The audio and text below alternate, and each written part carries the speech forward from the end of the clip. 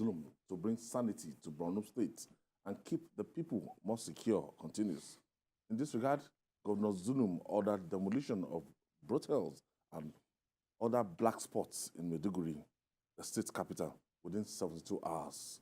The governor gave the directive during a visit to Banye quarters, a settlement around railway staff quarters believed to be harboring criminals, prostitutes, and illicit drug traders.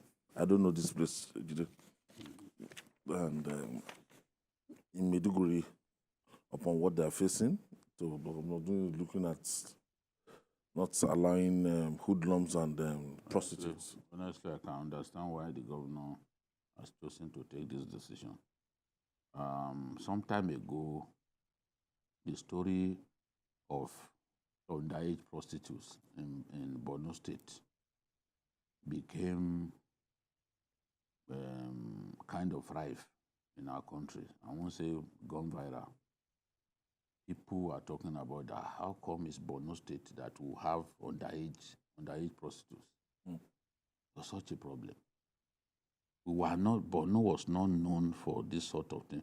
Borno has always been a center of Islamic knowledge. So, and the people were not known for some of the things that we are seeing now. As far as the governor is concerned, illicit drug use is prevalent in that Bayan quarters, which means the back of quarters, and some parts of the metropolis. So he's trying to see what he can do to stem the tide of crime. Look at what happened yesterday.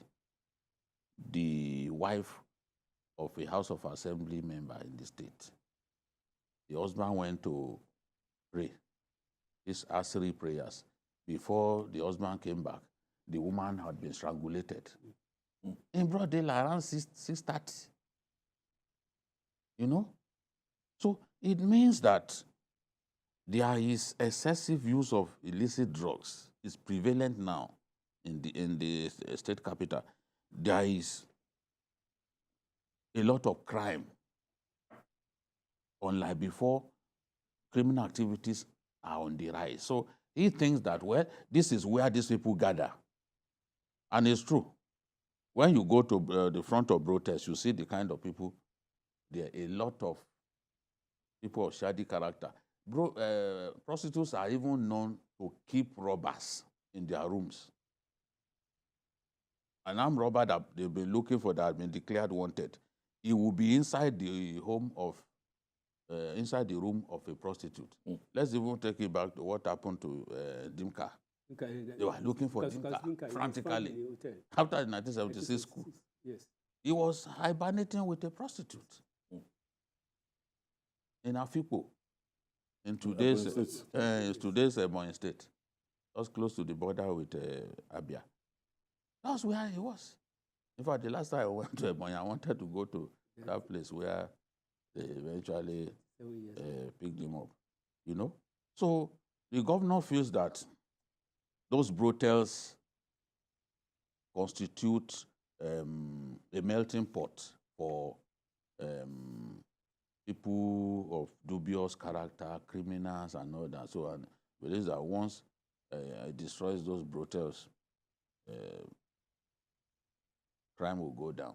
Perhaps it is a near immediate solution to the problem, but in my view, you have to take further steps to check crime beyond simply demolishing brothels.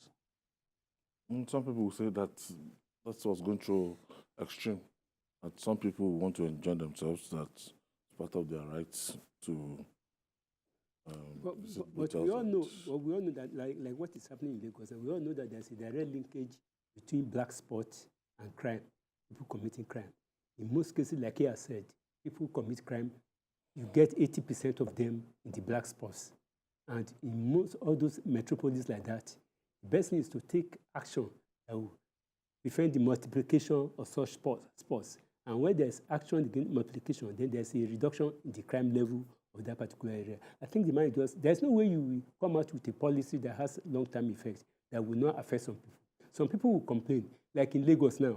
Some people are already, because they are trying to rid Lagos of miscreants, or black spots, people on the rail line, every other thing. People are turning it to another thing, the tribal, which is, to me, senseless. So anything that the governor will do, especially in Borno State, that will reduce the insecurity in that area, because there's a direct linkage, I think it should be allowed to do it, and sanity should be allowed to be returned. Secondly, I also think that it should take measures, which I know is already taken, to make sure that as many as possible children return to school.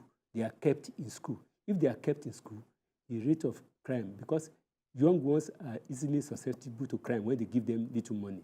So let him take actions that will make sure that the schools start brimming with young people instead of being found on the street. Because when they're on the street, there's a likelihood that they will be employed to commit crime and to become a criminal. So let him keep on making sure that the education system in Borno State is revived, so that all those children that are susceptible to being recruited to join the gang, they are not recruited. So whatever he has to do, let him do it. Yes, some people will complain. It is normal. When you take a particular action, that will have a lasting effect on the polity. Some people will complain that they have been affected. At least some people are selling beer, selling other alcohol, drugs. They have lost their job, but it is for the progress and the security of the larger thing. And the larger for the majority is better. I think right. whatever he has done is okay.